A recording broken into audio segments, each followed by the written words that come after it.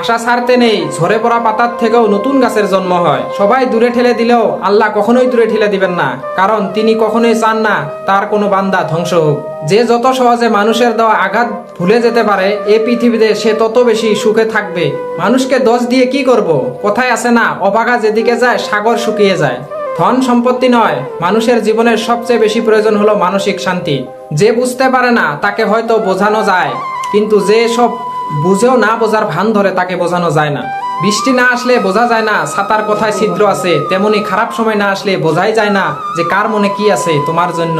বিজ্ঞানের সবচেয়ে বড় ব্যর্থ হলো বেঈমান চেনার কোনো যন্ত্রই বিজ্ঞান আবিষ্কার করতে পারেনি।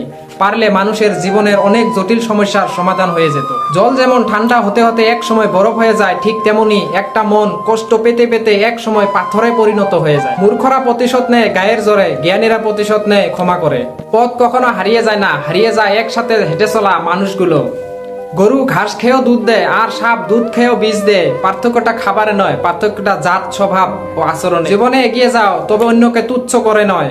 সময় কাজে লাগাও, তবে অসৎ কাজে নয়। জীবনে উন্নতি করো, তবে কারো সাথে প্রতারণা করে নয়। জীবনে আনন্দ উপভোগ করো, কিন্তু কাউকে দুঃখ দিয়ে নয়। জীবনে অনেক হ্যাপি থাকো, তবে কারো চোখে অশ্রু জড়িয়ে নয়। পকেট তোমার যত ভারী হবে, মানুষ তোমার ততই আপন হবে।